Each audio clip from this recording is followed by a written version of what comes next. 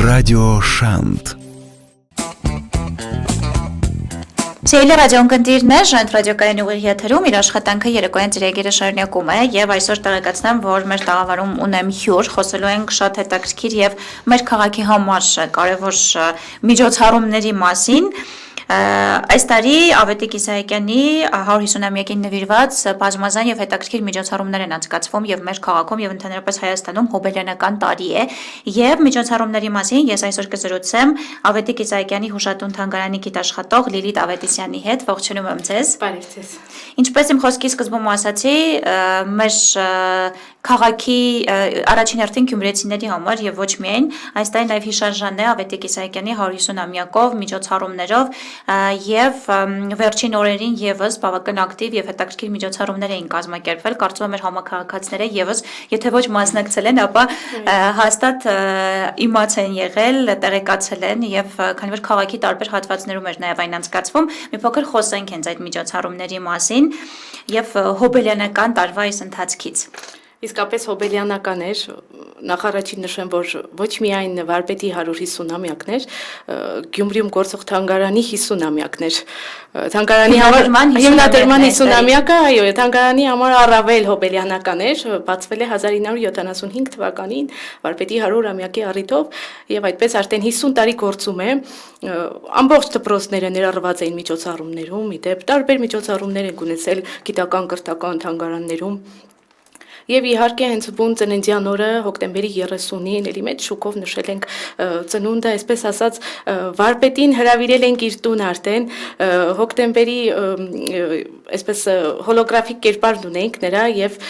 VR ակնոցներ, որը նորություն էր թանգարանում, դրա մասին եւ մի փոքր հետո մանրամասն կխոսենք եւ այդպես հոլոգրաֆիկ կերպարով ինքը եկել էր իր պապենական տունը, այդ տունը շատ է սիրել Իսահակյանը, պապի իր լավ մանկության Եվ եկեք հենց դրանից էլ մանրամասն խոսենք։ Այո, եւ այդ օրը իսկապես ամբողջ ծննդյան օրը հոկտեմբերի 30-ին բուն միջոցառումն է անցկացվել։ Իհարկե մինչ այդ շատ միջոցառումներ ունեցել ենք թանգարանում, տարբեր դպրոցներ, աշակերտական խմբեր եկել են եւ իրականացրել են շատ գեղեցիկ գիտական կրթական նաեւ հանրահռչակում Ավետիք Իսահակյանի կյանքի եւ գործունեության մասին եւ իհարկե բուն միջոցառումը տեղի ունեցել ծաղկեդրման արարողություն հետո նաև թանգարանում եղել է հյուրասիրություն, իր սիրելի ուտեստները պատրաստվել են, սիրում էր ինչ որ սիրում էր ամեն ինչ սեղանին դրված էր եւ իհարկե նաև գիտական ելույթներ են եղել, ել չասեմ, երգի մրցույթներ, տարբեր նաև նկարչական փառատոներ եւ ցուցադրվել է քաղաքում առաջին անգամ կարելի է ասել հոլոգրաֆիկ կերպար արդեն թանգարանում նշեմ իհարկե կրթության, գիտության, մշակույթի, սպորտի նախարարության հովանավորությամբ թանգարանի նախաձեռնությամբ եւ Գյումրիում գործող Go-Up ընկերության նաեւ հենց նրանք են իրականացրել հոլոգրաֆիկ կերպարի պատրաստումը։ Դա հնարավոր էր դիտել հնարավորությունների միջոցով։ Ոչ, հոլոգրաֆիկ առանձին էր, հոլոգրաֆիկը դա Իսահակյանը խոսում է իր այցելուների հետ, իսկ VR ակնոցներով տեղափոխվում ենք Անի մայրաքաղաքը։ Միշտ նշել է Վարպետը, ասում էր մեռնեի Անին մերը տեսնեի, Սևանը չորացած չտեսնեի, եւ մենք էլ Անին կանգուն եւ նրա հետքերով կտեսնենք VR ակնոցներով։ Հիմա այդ հնարավորությունը թերևս կա թանգարանում։ Իհարկե, շարունակվա արդեն հիմնովին դա մերն է։ Այսինքն այն ցուցադրվելու է արդեն։ Ցուցադրվելու է, այո, արդեն ցուցադրվելու է, լինելու է, այնպես որ համեցեք կարող եք Մեր ռադիոլսողներին ըստ տեղեկացնենք, որ Վարպետի ծանոթանալու նաև նման հնարավորություն կա։ Հենց այդ տարբերակով եւս։ Կարծում եմ դա պետք է որ շատ ավելի հետաքրքրի այցելուներին աշխուժություն առաջացրած լինի։ Այո, նաեւ դա շատ աշխուժություն է առաջացրել իսկապես այդ փաստը նորագույն տեխնոլոգիաների կիրառությունը պետք է թանգարաններում եւ դա էլ նորություն էր քաղաքում եւ հոլոգրաֆիկ կերպար եւ VR-ները առավել էսպես հետաքրքրում էին բոլորին կանգուն տեսնել Անին մայրաքաղաքը եւ մայր տաճարը, որի կրկնօրինակը Գյումրիում ունենք, ամենափրկիչը գիտենք, բայց եւ այդպես կանգուն տեսնել եւ գնալ Վարպետի հետքերով շատ գեղեցիկ մի միջոցառում եւ ծրագիր է եղել շնորհակալություն եւ կազմակերպիչներին նաեւ Go-Up ընկերությանը եւ մշակույթի սպորտի նախարարությանը նրանց աջակցության համար։ Ձեր խոսքից ես հասկացա, որ հիմնական միջոցառումների գագաթնակետը հենց անցկացվել են Վարպետի ծննդյան օրը, իսկ այս ընթացքում եւ հետագայում հիմա արդեն, քանի դեռ տարին շարունակվում է, ունեք այլ նոր միջոցառումներ այս հոբելյանական տարվա ընթացքում։ Նախաձեռնված միջոցառումներ ունենք, տարբեր մշակութային հաստատությունների հետ պայմանավորվածություն ունենք, եւ երաժշտական, եւ պարային նաեւ, եւ իհարկե երգ, ասմունք, դպրոցների հետ էլի համագործակցություն կա, որպեսզի միջոցառումներ իրականացվեն եւ շարունակվի էլի Վարպետի կյանքի եւ գործունեության հանրահռչակումը տարբեր տեսանկյուններից։ Իսկ կենտրոնացվածությունը միջոցառումների հիմնականում Գյումրիում է, Վարպետի ծննդավայրում, թե նաեւ Երևանում, Հանրապետության այլ մարզերում ունեք եւս համագործակցություններ այլ կենտրոնների, միգուցե այլ թանգարանների հետ, եւս փորձում եք միջոցառումներ կազմակերպել։ Այո, համագործակցություն եղել է իհարկե, ինչպես գիտեք, Երևանում նույնպես կա Ավետիքի Սարգսյանի թանգարան, որտեղ ապրել է կյանքի վերջին տարիները։ Եղել է համագործակցություն, եղել են նրանց կողմից եւ նախաձեռնված եւ նաեւ մեր կողմից գիտական ելույթներ, այսպես հոդվածներ են ներկայացվել, այնպես որ համագործակցություն կա նաեւ համայնքի մյուս հաստատությունների հետ։ Միայն կենտրոնացված չէ Գյումրի, բայց եւ Գյումրին գլխավոր դերում է։ Քանի որ այս տարի իսահակյանական տարի է հռչակված եւ բնականաբար ենթադրելի է, որ պետք է ոչ միայն Գյումրիում լինի կենտրոնացվածությունը, այլև իհարկե Վարպետը մեզ համար շատ ավելի հոգեարազատ է գյումրեցիներից համար, բայց իհարկե Հայաստանի մասշտաբով են նաև միջոցառումներն անցկացվում եւ ենթադրելի է, որ այդպես է լինելու է, այսինքն մինչեւ այս տարվա վերջ դեռևս այդ ամենը կշարունակվի։ Այո, շարունակվելու է։ Բոլոր դպրոցներն էլ իդեպ իրենք էլ նախաձեռնող են եւ համայնքի եւ ոչ միայն նաեւ սահմաններից դուրս Երևանից էլ շատ դպրոցներ են ունեցել աշակերտական խմբեր, նաեւ ուսուցիչների նախաձեռնողականությամբ, որպեսզի իրենց փոքրիկ գեղեցիկ հավաքույթները, գրական ցերեկույթները իրականացնեն թանգարանում եւ բոլորս միասին նշենք։ Եվ փոքր նաև այցելուների մասին խոսենք, ինչպեսին է այցելուների տպավորությունները, այդ նորամուծությունների հետ կապված նաև, քանի որ մենք ունենք նաև զբոսաշրջային հոսքեր, Գյումրիում բավական շատ են այցելում եւ Հայաստանի տարբեր մարզերից եւ արտասահմանից են ունենում զբոսաշրջիկներ, եւ իհարկե թանգարանը հենց այն վայրում է, որը գրավիչ է զբոսաշրջիկների համար, աչք է շոյում շատ, եւ ինչպեսին է նրանց արձագանքը եւ այդ թանգարանային նորամուծություններին։ Կարծում եմ, որ շատ բարձր է հենց արձագանքը, որովհետև բոլորը կարծես սպասում են այդ նորամուծություններին, որպեսզի Գյումրու թանգարաններում լինեն։ Դե գիտենք, մյուս թանգարանների համեմատ Գյումրում դեռ չկան այդ նորագույն տեխնոլոգիաների ներմուծությունը։ Երևանում իհարկե շատ ավելի ակտիվ են, այո, մեր փոքր առաջ են մեզանից, բայց արդեն մենք էլ քայլ-քայլ գնում ենք առաջ եւ այո, այցելուների շատ մեծ տպավորություններ ստացել ենք, դրական արձագանքներ եւ կերպարի այդ հոլոգրաֆիկ ստացած երեխաները Երեխաները շատ ուրախացել են ավելի առաքնոցներից, նաև այո, ոգևորված էին, դեռ այդ հոսքը հենց չենք զգացել դեպի ասենք թանգարան կապված VR-ների եւ հոլոգրաֆիկի, որովհետեւ արդեն այսպես пассив զբոսաշրջային սեզոն ենք մտնում, բայց կարծում եմ, որ դրական արձագանքներ կլինեն նաեւ հետագայում։ Սա եւս ըստ երևույթին նորագույն տեխնոլոգիաների կիրառումը եւս պետք է նպաստի ավելի հետաքրքրության բարձրացմանը եւ հուսանք, որ մեր թանգարանները ավելի կներգրավեն այսպիսի նոր նախագծերում, ուզենք թե չուզենք այդ ժամանակակից տեխնոլոգիաները դառնում են մեր կյանքի անբաժան մասը եւ աշխարհում անընդհատ տեսնում ենք թե տարբեր թանգարաններ ինչ նորամուծություններ են անում մարդկանց ուշադրություն են գրավելու համար եւ իհարկե լավ է որ մեր քաղաքում եւս այդ ամենը կիրառվի եւ ապագայի հետ կապված ինչ նորություններ ունեք, այլ ինչ նորամուծություններով եք զարմացնելու այցելուներին։ Հիմա այս պահին այսպես շակերտների չեմ կարող բացել, բայց նոր գաղափարներ կան, որոնք նաև ծրագիր են դարձել, շուտով երևի էլի դրա մասին էլ կխոսենք, կան իհարկե շատ գաղափարներ զարգացնելու թանգարանը, նոր այցելուների վերաբերվելու հավաքածուների թարմացման, թե ընդհանուր ներկայացման, այո, փոփոխության հետ նորություններ կունենանք։ Մի փոքր նաև ընդհանուր հավաքածուի մասին խոսենք, թանգարանային նմուշների մասին, ունեք նոր հավելումներ, փոփոխություններ նախորդ տարիների հետ համեմատած, այս տարին քանի որ հոբելյանական է, միգուցե նվիրատվություններ եք նաև ունեցել։ Այո, թանգարաններում շատ նվերներ ունեցել ենք, իհարկե նկարների տեսքով շատ գեղեցիկ մի նկար ենք ստացել Աշոտ Զալինյանի կողմից,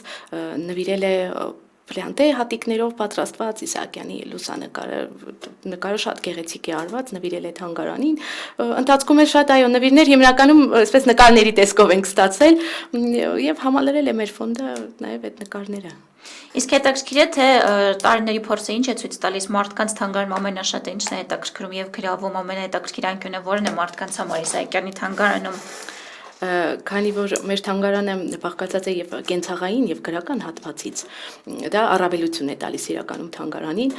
որովհետեւ եթե ասենք գրական հատվածի նկատմամբ պետքան սեր չունեն լսելու, ասենք, բայց ասենք այդ մեմորիալ հատվածը, կենցաղային հատվածը գրավում է, մանավանդ որ այնտեղ ունենք ցուցադրված Վարպետի անձնական իրերը աշխատասենյակում շատ է գրավում այսպես եւ աշակերտներին եւ մեծահասակներին, ինչպես է բանաստեղծը նստել այդ աթոռին եւ այդպես պատկերացում կազմում ենք ընդհանուր եւ մնացած արդեն կենցաղային իրերը երևի լսել եք, գիտեք նաեւ որ հացատանն է ծնվել Իսահակյանը, այդ հատվածն էլ շատ գրավում է բոլորին, նաեւ զարմանքի տեղիք է տալիս, թե ինչպես կարող է հացատունը ծնունդ ընդունել, պատմում ենք շատ հետաքրքիր է հացատան հատվածը։ Հիմնականում կենցաղային մասը գրավում է բոլորին։ Դա եւ մեր տեղի այցելուների եւ օտարերկրացիների մոտ է այդպես։ Հետաքրքիր օտարերկրացիների մոտ կա հետաքրքրություն։ Իհարկե բարձ է որ նրանք շատ քիչ է դժվար իմանան Իսահակյանի գործունեության մասին կամ ընթերցած լինեն, բայց հաստատապես երբ այցելում են քաղաք, փորձում են նաեւ մշակույթին ծանոթանալ թանգարանային կյանքին, արդյոք ինչպիսին են նրանց տպավորությունները լինում։ Ասեմ որ կան շատ տեղեկացվածներ, քանի որ Ավետիք Իսահակյանի ստեղծագործությունները շատ թարգմանվել են տարբեր լեզուներով։ Այնպես արդեն այսպես ասած կարծես գիտեցած գալիս են որ այս ինչ գործեցիչ լեզվով թարգմանվել է եւ իրենք էլ հետաքրքրված են ավելի շատ գիտական հատվածի սկսում են ուսումնասիրել, լսել նրա կյանքի մասին, տեղացիներին էլ հիմնականում այդ կենցաղային հատվածն է հետաքրքրում։ Բայց շատ այցելուներ նաև օտարերկրացիներ լինում են, որ ուզում են եւ Գյումրվա այդ կենցաղը տեսնել 19-րդ դարի աջշունչը եւ իհարկե նաև լսել վարպետի կյանքի ու գործունեության մասին մանրամասներ, որոնք գիտեն, որոնք չգիտեն։ Քանի որ ձեր խոսքի սկզբում ասացիք, որ այս տարի նաև թանգարանի հիմնադրման 50-ամյակն է, այդ շրջանակներում էլ ինչ-որ նորություններ լինելու են, թե չէ, հատուկ թանգարանային նվիրված միջոցառումներ կամ թանգարանի հետ կապված որոշակի փոփոխություններ, թե ամեն ինչ ավելի շատ կապված է վարպետի ծննդյան ավելի շատ 150-ամյակի հետ էր կապված, բայց այնպես ստացվեց, որ հիմա այդ 50-ամյակի հետ կապված թանգարանում այդ նորություն, թարմություն եւ թարմացում կլինի, կապված կլինի հենց հիմնադրման 50-ամյակի հետ, ոչ ակամայից Իսկ Իսահակյանի ստեղծագործությունների նոր հատորների հրատարակություններ սպասվում են, թե ոչ, ես ինչքան հիշում եմ, մենք վերջին տարիներին նոր հրատարակություններ եղել են, գրքերի վերահրատարակություններ, եւ արդյոք նման նախաձեռնություններ կան, թե ոչ։ Այս պահին նման նախաձեռնություն չունենք նոր հրատարակությունների, բայց իհարկե հրատարակվում են Ավիկ Իսահակյանի կողմից, որը թանգարանը պարտադիր ձեռքբերում է, ունենում է, այնպես որ Ավիկը Ավետիք Իսահակյանի թոռը նրա կողմից իրականացվում է նոր, ասենք, հրատարակումներ, թանգարանը ձեռքբերում է, մեր նախաձեռնությամբ չկա։ Բայց ժամանակի ընթացքում ժամանակի ընթացքում այո, կլինի, իհարկե, այսպես գաղափարների մեջ կա, որպեսզի լինի։ Այնպես որ հուսանք մեր ռադիոլսողներին այսօր Իսահակյանական այդ շնչով կարողացանք մի փոքր վարակել։ Իհարկե Ավետիք Իսահակյանը մեր քաղաքի ամենահայտնիներից է, մեր քաղաքի նաև բրենդներից մեկն է։ Երբ առաջին է գալիս են քաղաք, նախ քաղաքի կենտրոնում Իսահակյանի արձանն են տեսնում եւ կարծում եմ թայևս նպաստում է մարդկանց մոտ այդ մոնումենտալ արձանը նաև տպավորություն է ստեղծում, ել ավելի ծանոթանալու նրա աշխատանքներին, խոսքը նաև օտարերկրացիների մասն է, ինչու ոչ, եւ իհարկե լավ է, որ փորձում են բացահայտել նաև հենց տեղացիները եւ Հայաստանի այլ մարզերից բնակիչներ են գալիս եւ թանգարանի դռները միշտ բաց են, չէ՞, շաբաթ-կիրակի օրերը ավելի շատ են ստեղծագործությունների թիվը։ Երկուշաբթի ազատօր է, բայց շաբաթ-կիրակին ավելի իրենց ազատօրը հենց անցկացնում են Գյումրիում եւ առաջին բանը այսպես ուղղությունը թանգարաններն են։ Իսկ այս առաջիկա ժամանակահատվածում ունեք հատուկ նախանշված միջոցառումներ, որոնց մասին նաև մեր ռադիոլսողներին տեղեկացնենք, եթե կա ֆիքսված ինչ-որ հատուկ միջոցառում, որտեվ եթե չեմ սխալվում, նաև թատերական հրապարակում կար, չէ, հենց Իսահակյանի ծննդյան օրը եւս ծաղկեդրման արարողություն կատարվել, միջոցառում կար, նաև ասեմ, որ ոչ ֆորմալ է պլանավորված չէր, այսպես դպրոցները ինքնաբուխ իրենք աշակերտները երգեցին, արտասանեցին, շատ ստեղծագործություններ հնչեց, շատ ինքնաբուխ էր եւ թանգարանում էլ այսպես շատ ինքնաբուխ տեղի ունեցավ ամեն ինչ, շատ սրտաբաց, այսպես ամեն մեկը իր գեղեցիկ այսպես միջոցառումն իրականացնում էր թանգարանում, կարծում եմ, որ դա շատ կարեւոր է, որ բաց է թանգարանը եւ որպես կրթական եւ մշակութային հարթակ։ Եվ նաև համագործակցության համար, եթե ունեն մարդիկ հետաքրքիր նախագծեր կամ միջոցառումներ անցկացնել, թանգարանը տալիս է այդ հնարավորությունը։ Այդ տեսանկյունից էլ շատ բաց է եւ թանգարանի տնօրինությունը եւ ընդհանուր թանգարանը բաց է այդ տեսանկյունից, որ բոլորին հրավիրում է, ովքեր որ իրենց այսպես միջոցառումները, գաղափարները, չգիտեմ որտեղ իրականացնեն, իհարկե գրական կարող են թանգարանում անցկացնել ոչ միայն Ավետիք Իսահակյան, նաև իր ընկերների Թումանյան, Եղիշե Չարենց, Ովանես Շիրազ,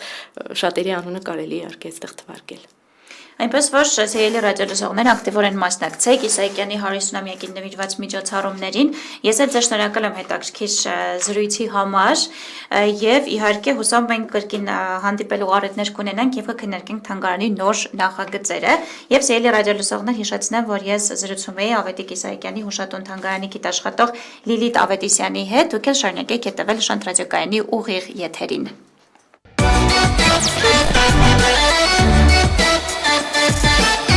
Շանթ ռադիոկայան, մեզ ոչ միայն լսում են, այլ նաև սիրում են։